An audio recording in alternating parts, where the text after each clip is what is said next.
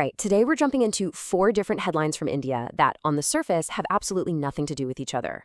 We're talking a public health crisis, a dangerous disease outbreak, a major new law, and a big debate over the nation's finances.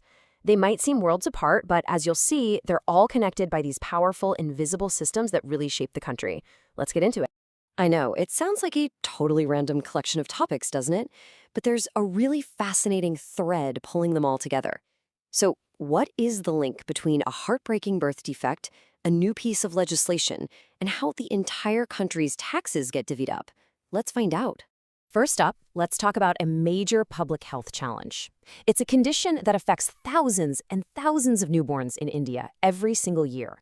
But here's the thing. It has a surprisingly simple and widely available solution. So, what exactly is spina bifida? Well, it's a birth defect that happens really early in a pregnancy when the baby's spinal cord just doesn't form the way it's supposed to.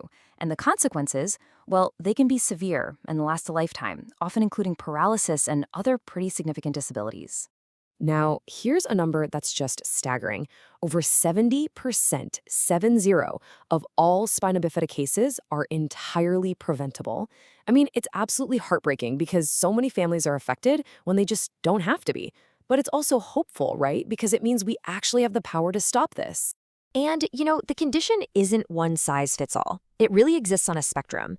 You've got the most severe form, which is called myelomeningocele. That's where the spinal canal is actually open. And it goes all the way down to spina bifida occulta, which is so mild that some people might not even know they have it. So, how do we prevent those 25,000 cases a year in India?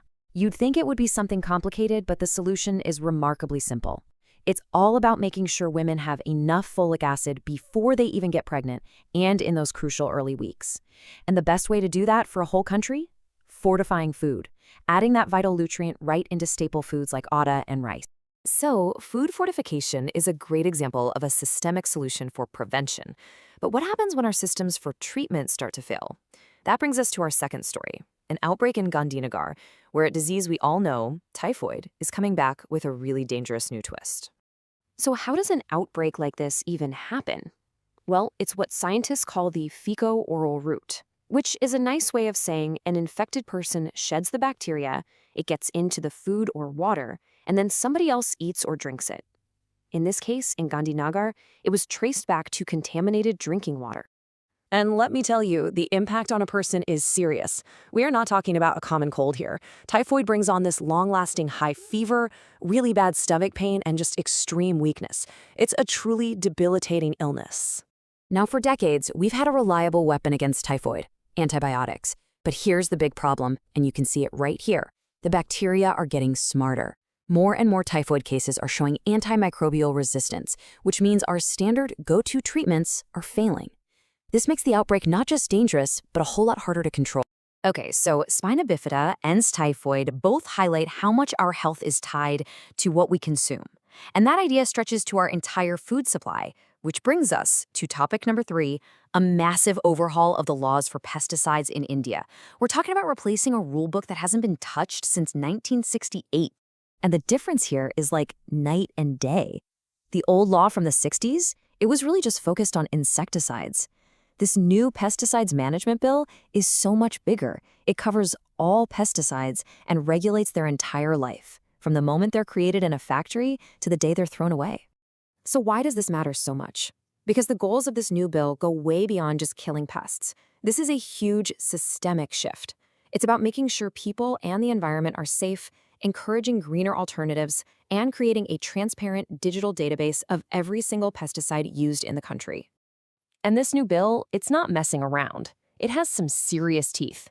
For any offenses with pesticides that cause death or serious injury, the maximum penalty is now up to 5 years in jail.